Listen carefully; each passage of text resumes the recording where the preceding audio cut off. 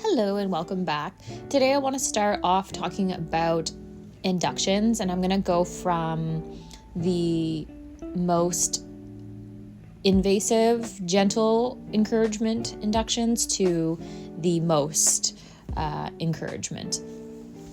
So starting off the bottom of the totem pole in terms of inductions, you have acupuncture.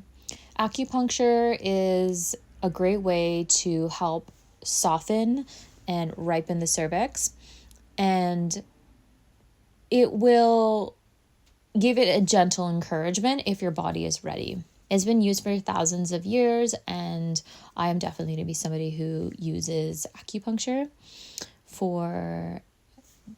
I use it for general life. I if I have a missed period, I will go get acupuncture, and sure enough, the next day it will come.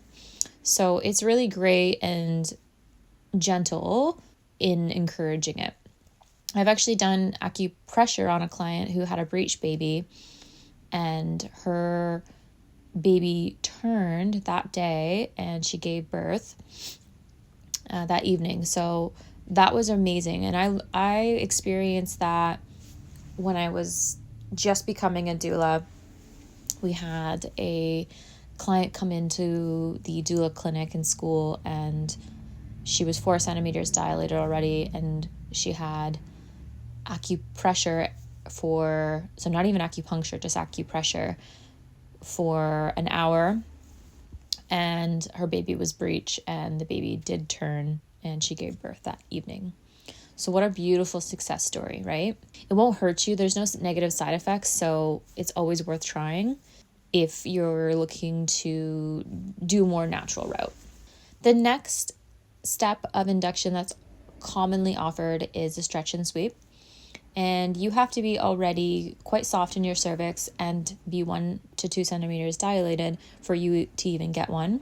But basically, your doctor would insert their fingers just past the cervix, go through the cervix, and sweep on the inside of the uterus to kind of irritate it and get things to naturally start happening and help with prostaglandins. A prostaglandin you'll hear a few times throughout this podcast, but a prostaglandin will help soften the cervix. So a lot of the times you're going to be trying to get the prostaglandins moving and grooving around through there.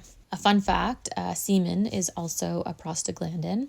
So there'd be prostaglandins within semen, and that's why they say to have sex in order to get labor going, is because semen specifically has prostaglandins, and that's what softens the cervix, and that's why labor can come on if you get freaky. You have the stretch and sweep, and then moving up you have Cervidil. So Cervidil is a tampon that softens the cervix, and this is a synthetic prostaglandin. It stays in you for 24 hours. It doesn't usually start labor full on, but it definitely can happen. This is definitely more of a gentle nudge towards that direction. And it also, unfortunately, can be quite crampy and sore and will feel like a period cramp. So don't be afraid to lean on pain relieving tools, such as a TENS machine or some sort of like over-the-counter medication. There are lots of different options you can do here. You can use heat. It just depends on what you turn to, and if you want a more natural or use medications, both are okay and are welcomed at that phase. Because there's no point in being sore and not getting rest, right? Because we're hoping that labor will come on and we want to get rest. We don't want to feel sore. We want to go into labor in somewhat of an energetic state, ideally, right? Not always the case for people, but that's the goal. Another one is a balloon cervical stretch. So it's a balloon device that's inserted it's filled with water, and it's inserted past the cervix, and then it sits on top of your cervix and acts as pressure onto the cervix. It can take up to 24 hours, and then once you are dilating and it's doing its job, the balloon will fall out. It can leak or pop, and it also can cause, again, the cramping, the same as the Cervidil. So once it's out, then you're around 4 centimeters dilated, and you should be heading into active labor. Moving up the ladder, we have water breaking. And this is where they're using a knitting kind of type hook that's inserted through the cervix. It shouldn't be painful, but it is obviously uncomfortable and again can cause the cramping. And you do have to be dilated a bit before it's inserted. You won't see this type of induction done right off the bat. They usually would do water breaking once you're already into active labor, just because once you break your water, you are within the hospital anyways. And if this is a home birth, this should be the same. But within 24 hours, we expect baby to be well on its way. So you should be in labor within 24 hours of breaking your water, because now your baby's exposed, right? The water is protecting it from infection. And so infection can be really common with having your waters broken. If your water perhaps bursts on its own and you're at home, you want to avoid the bath unless it's very clean and you know your bathtub's been cleaned previously, because you do risk the chance of infection.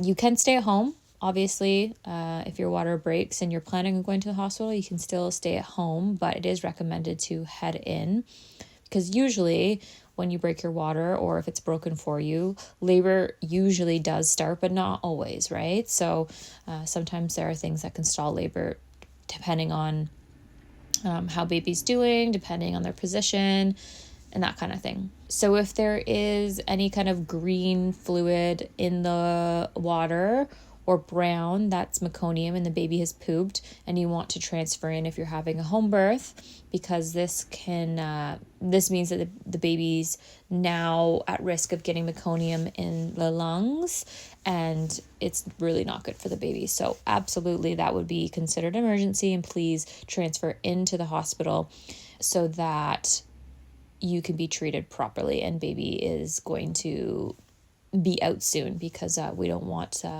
aspiration for the baby's lungs. So moving on from water breaking, we're going up to Pitocin, or another term would be oxytocin. Pitocin is basically the same as oxytocin, but it's the synthetic version. If you've listened to the podcast on the love drug is also for labor, you will learn about oxytocin and its role in labor. But basically, it is what causes labor, and this synthetic version that is offered at the hospital will 100% start labor. It is a for sure thing, and it is a drip that's administered via IV. And usually this is offered if they really want baby out right away. Perhaps your baby is measuring too big, which I have my thoughts and feelings on that. But in the event maybe your baby is really too big, or baby needs to be out for some sort of medical reason or what have you, or maybe you're a surrogate. Regardless, if you are given Pitocin, labor will start. They will gradually ramp it up as you go, and it will trigger contractions and will start labor right away.